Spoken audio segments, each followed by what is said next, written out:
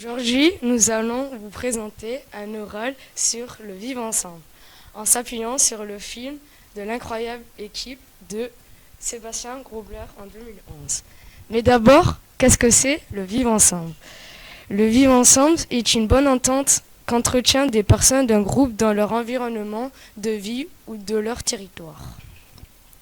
C'est aussi le refus de toute discrimination, racisme et sexisme, etc. Et le rejet de toute forme de harcèlement et d'exclusion. Je vais m'appuyer sur le film pour montrer une scène de discrimination dans le film. Harcèlement. Le groupe de Célix attrape Juice pour enlever ses chaussures et les accrocher en hauteur pour que Juice ne les attrape pas. Le sexisme. Dans l'école, il y a que des garçons, il n'y a aucune fille. Ah oui. Lorsque le professeur Koch enseigne son premier cours, il est surpris des idées des Allemands par rapport aux Anglais. Il trouve ça pas approprié.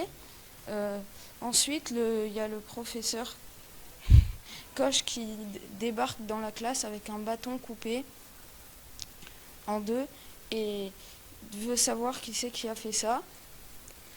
Là, ensuite, il y a Hartung qui se lève et qui désigne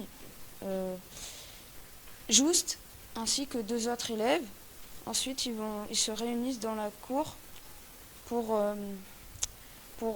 et Just se fait frapper par le bâton. Ensuite, le professeur Koch remarque que les élèves rigolent et que Just se fait harceler dans la classe. Et enfin, pour conclure, je vais vous parler de l'autre fil conducteur de ce film, Félix Hartung. Félix, au départ du film, mais j'ai compris, au départ du film, il est arrogant, insolent et harcèle ses camarades. Et peu à peu, au fil des matchs, des entraînements, il se rend compte qu'il n'a pas la bonne état d'esprit. Et puis, à la fin, quand totalement, il libère ses camarades du cachot et les aide à jouer le match de foot des Anglais. Ensuite, je vais vous parler également des trois moments du film importants. Donc la rébellion, ils suspendent le professeur de sport au trapèze, le déchirement quand ils se battent au foot sans qu'on rate. Et enfin, je vais vous parler de la cohésion quand Félix donc du cachot. Enfin, je vais vous parler également du principe d'égalité et de fraternité